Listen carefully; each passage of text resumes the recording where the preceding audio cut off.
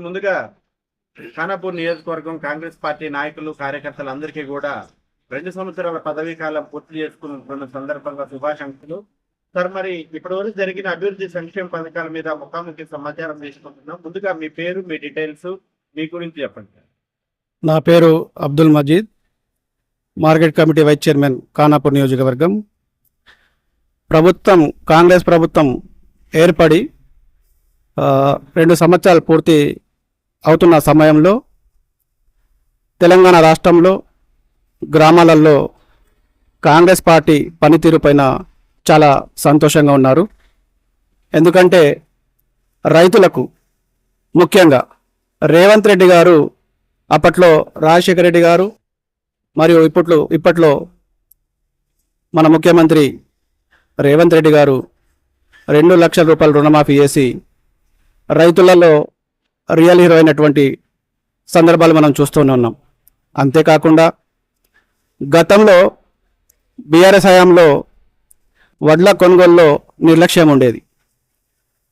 తూకం దండి కొడతా ఉంటే తూకం కొరకు ఎన్నో ధర్నాలు చేసిన సంగతి మనకు తెలిసిందే.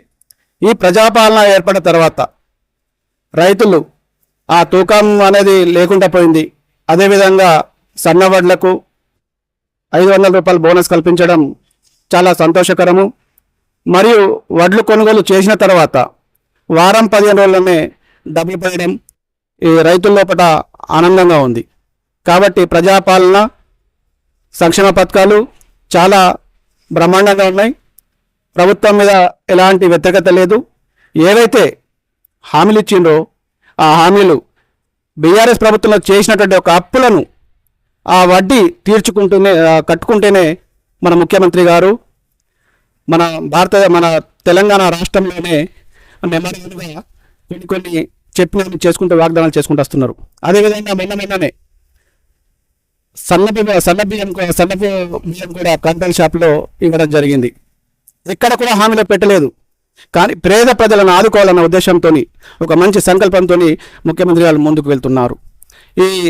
ఏదైతే సన్న బియ్యం ఈ రోజు కంట్రోల్ షాపులలో ఇస్తున్నారో దానివల్ల చాలామంది పేదవారు చాలా హాయిగా 3 పూటలు తిని జీవించే రోజులు ఈ రోజు వచ్చినాయి. కాబట్టి నేనేమంటున్నా అంటే ప్రజల లోపట వ్యతిరేకత అనేది లేదు. కాంగ్రెస్ పార్టీ మంచి పనులు చేస్తున్నది.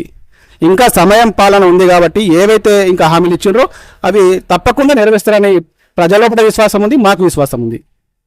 మరి ఈ ప్రజల్లోకి ఈ పాలన, మీరు చెప్పిన ఈ సంక్షేమ పథకాలు అభివృద్ధి వెళ్ళిందా? వాళ్ళ ప్రజల నుంచి రియాక్షన్ ఎలా ఉంది? ప్రజల లోపల మేము గ్రామాలలో వెళ్తూ ఉన్నాం. మొన్ననే ఎలక్షన్ కూడా అంటే గ్రామాలలో మేము వెళ్తూ ఉన్నాం. ప్రజలు మంచి స్పందన ఉంది. రాబోయే రోజులలో మా ఉమ్మడి నిర్మల్ జిల్లాలో మా వేడుమంబొచ్చు గారి ఎమ్మెల్యే ఆధ్వర్యంలో అన్ని సీట్లు కూడా కైవసం చేసుకొని మేము సిద్ధంగా ఉన్నాం.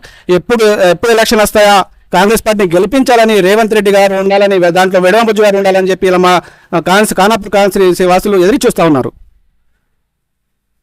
సార్ మరి ప్రతిపక్ష పార్టీలు కాంగ్రెస్ పార్టీ పాలనలో ఫెయిల్ అయిపోయింది, ఇచ్చిన హామీలు అమలు కావట్లేదని చెప్పేసి విమర్శిస్తున్నారు కదా, మరి దీని మీద మీ కామెంట్ ఏంటి? ప్రతిపక్ష పార్టీలకు ఎలాంటి పని లేదు.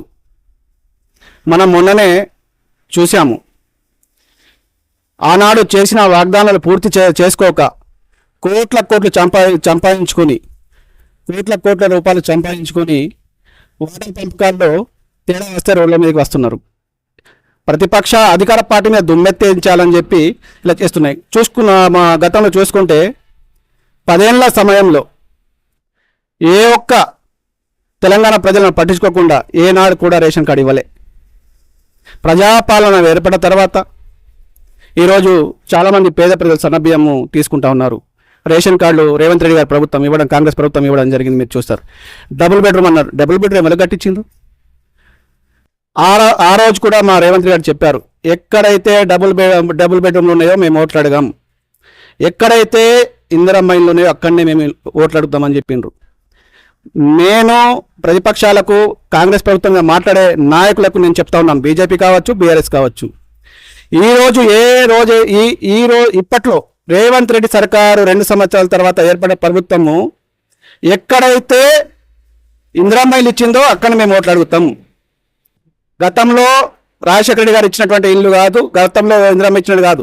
ఈ ప్రభుత్వం ప్రజాపాలన ప్రభుత్వం ఏర్పడిన తర్వాత ఎక్కడైతే ఇందిరమ్మ ఇల్లు ఇచ్చిందో అక్కడ మేము అడుగుతాం. దానికి మీరు సిద్ధమని అడుగుతున్నాను. ప్రతి గ్రామాలలో డబుల్ బెడ్రూమ్ అన్నారు, ఎక్కడ కూడా కట్టలే. మండలంలో కొన్ని కట్టి ఉన్న వాళ్ళకి అమ్ముకొని పోయినరు వాళ్ళు. ఇవాళ ప్రభుత్వం వచ్చిన తర్వాత ప్రజాపాలన ప్రభుత్వంలో మా ఖానాపూర్ కాన్స్టిట్యున్సీలో మా ఎమ్మెల్యే గారే స్వయం చెప్పారు, ఎక్కడ కూడా అవినీతి లేకుండా ఇల్లు ఇవ్వండి అని చెప్పి. ఎక్కడ జేబుల నుంచి వాళ్ళ ఖర్చులు ఉన్నా కానీ మా కార్యకర్తలు నాయకులు పెట్టుకొని ఇవాళ ఇందిరమ్మ ఇల్లు అనేది ఇప్పుడు ఏమైనా జరిగింది. ఈ చర్చకు నేను సిద్ధమా ప్రతిపక్షాలకు అడుగుతా ఉన్నాను.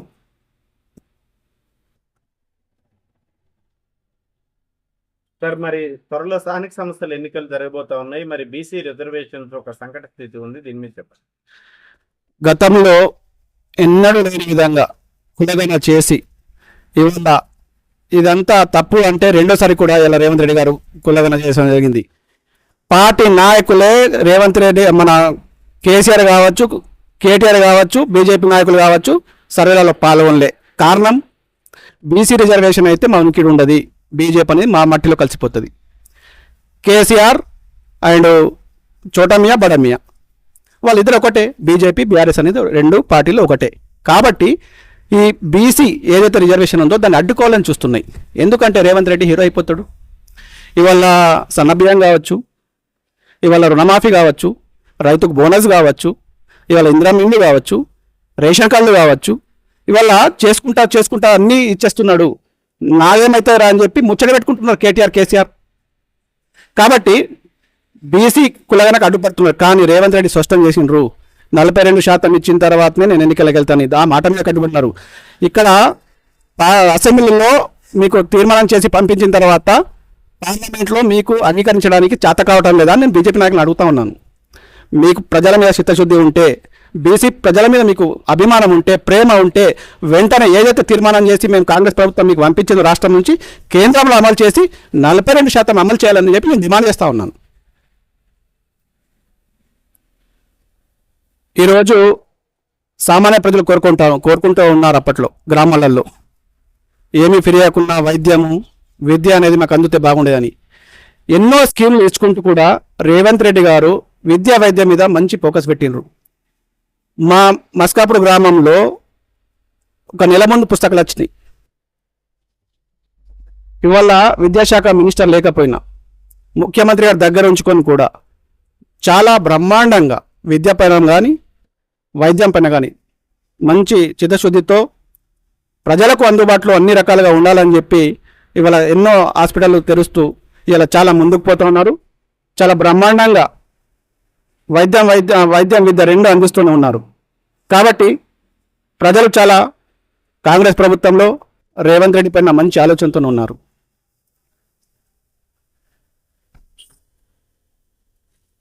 గ్రామాలలో ఎన్నికల సందడి వాతావరణం ఏర్పడింది. గ్రామాలలో ఏవైతే పథకాలు ప్రజలు తీసుకుంటున్నారో కాంగ్రెస్ పార్టీకి పట్టం కట్టడానికి సిద్ధంగా ఉన్నారు. రాబోయే రోజులలో అన్ని సీట్లలో కాంగ్రెస్ కైవసం చేసుకుంటుంది.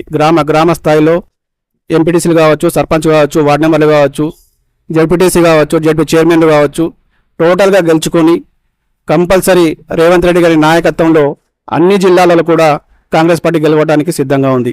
రాబోయే రోజులలో కూడా కేసీఆర్ కానీ బీజేపీ వాళ్ళు కానీ ఉమ్మడిగా కలిసిపోయి రేపు పోటీ చేయాలని భావిస్తూ ఉన్న ఎమ్మెల్యే సీట్లలో. కానీ వాళ్ళ కలగా నేరిపోతుంది. రేవంత్ రెడ్డిని కూలగొట్టడం ఎవరి తరం కాదు. రాబోయే రోజుల్లో కూడా కాంగ్రెస్ పార్టీ కైవసం జెండా ఎగరవేస్తుంది. రేవంత్ రెడ్డి సారథ్యంలోనే మళ్ళీ ముఖ్యమంత్రి కాబోతా ఉన్నారు. జూబ్లీహిల్స్లో ఈ ఉప ఎన్నికలు వచ్చిన సంగతి మన అందరికీ తెలిసిందే. మాగంటి గోపీనాథ్ చనిపోవడం వల్ల బీఆర్ఎస్ వాళ్ళ సతీమణికి ఇవ్వడం జరిగింది. అదేవిధంగా ఇక్కడనే బీజేపీ తప్పు చేసింది. ఒక బీసీ వ్యక్తికి టికెట్ ఇవ్వాల్సింది, కానీ అక్కడ బీసీ వ్యక్తికి టికెట్ ఇవ్వలే. ప్రజలు అర్థం చేసుకోవాలి. ఒక జూబ్లీహిల్స్ ఒక బీసీ వ్యక్తికి బీజేపీ టికెట్ ఇవ్వలేదంటే బీసీ ప్రజలపై ఎంత ప్రేమ ఉందో, మరి ఎవరు బీసీ బిల్లును అడ్డుకుంటూ ప్రయత్నం చేస్తున్నారో ఈ బీసీ ప్రజలారా ఒకసారి అర్థం చేసుకోండి. మొన్న రోడ్ల మీదకి వచ్చి వాళ్ళు చెప్పిన మాటలకు వచ్చి ధర్నాలు చేస్తుంటే వాళ్ళు ఏమంటున్నారంటే, అన్న మా పార్టీ పరంగా మేము వస్తున్నామన్నారు. రేవంత్ రెడ్డి చాలా స్పష్టంగా బీసీ బిల్లు కొరకు అమలు చేస్తా అని చెప్పి ఇక్కడ అసెంబ్లీలో తీర్మానం చేసి పంపితే మా వాళ్ళే మాకు ఇక్కడ అమలు చేస్తలేదు పార్లమెంట్లో, అదన్నా మేమంతా పసిగడుతున్నాం అనేది నాయకులు చెప్తా ఉన్నారు. కాబట్టి నేను ఏమంటున్నా అంటే భారీ మెజార్టీతో అక్కడ నవీన్ గారు గెలుస్తూ ఉన్నారు, అక్కడ ప్రవీణ్ గారు మనకు భారీ మెజార్టీతో అక్కడ గెలుస్తూ ఉన్నారు. చాలా మెజార్టీతో గెలుస్తున్నాం. అప్పుడే మా రామచంద్రారెడ్డి గారు బీజేపీ అధ్యక్షులు ఒప్పుకున్నారు ఓటమి గెలుపులు సహజం అని చెప్పి. అంటే అక్కడ ఓటమి అనేది ఏర్పడిపోయింది వాళ్ళకు. కాబట్టి బ్రహ్మాండంగా మంచి నాయకుడు అక్కడ ప్రవీణ్ గారు భారీ మేరతో గెలుచుకుంటున్నారు. తప్పకుండా విజయం సాధిస్తారు. నవీన్ యాదవ్ తప్పకుండా భారీ మెజార్టీతో అక్కడ గెలుస్తూ ఉన్నారు. నా పేరు అడవాల శంకర్, విలేజ్ మస్కాపూర్. సార్ మీరు చెప్పండి, మన కాంగ్రెస్ పార్టీ 2 సంవత్సరాల పాలన మీద మీ అభిప్రాయం చెప్పండి. కాంగ్రెస్ పార్టీ 2 సంవత్సరాల్లో బ్రహ్మాండమైన పథకాలు అమలు చేసింది. పబ్లిక్ కూడా చాలా ఆనందంగా ఉన్నారు. ఇందిరమ్మ ఇండ్లు కానీ, సన్న బియ్యం కానీ, రేషన్ కార్డు కానీ, ఉచిత బస్సు కానీ, ఇంకా రైతు రుణమాఫీ కానీ అన్నీ అమలు చేస్తుంది. ఇంకా ముందు ముందు ఏవేవి హామీలు ఇచ్చారో అవి కూడా 3 సంవత్సరాల లోపు ఖచ్చితంగా అమలు చేసి రేవంత్ రెడ్డి వారి ఖచ్చితంగా అమలు చేస్తారు. పబ్లిక్ కూడా చాలా ఆనందంగా ఉన్నారు. ఇంకొక విషయము, గతంలో తెలంగాణ ఏర్పడ్డదే నీళ్లు నిధులు నియామకాల మీద. కానీ ఆ 10 సంవత్సరాల కాలయాపన చేసిండ్రు.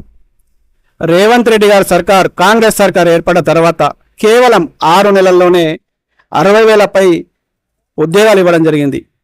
ఏనాడైతే ఏ మాట అయితే రేవంత్ రెడ్డి గారు చెప్పిండ్రో ఆ మాట మీద కట్టుబడి ఉండి ఇప్పటిదాకా ఏనాడు కూడా డిఎస్సి 10 సంవత్సరాలు వేయలే. కానీ రేవంత్ రెడ్డి గారు వచ్చిన తర్వాత డిఎస్సి వేయడం జరిగింది. నిధుల నియామకాలలో విద్యాపరంగా కావచ్చు, వైద్యపరంగా కావచ్చు, రేవంత్ సర్కార్ చాలా ముందుకు వెళ్తుంది. రాబోయే రోజులలో తప్పకుండా రేవంత్ రెడ్డి గారి సర్కారే మళ్ళీ ముందుకు వెళ్తుంది.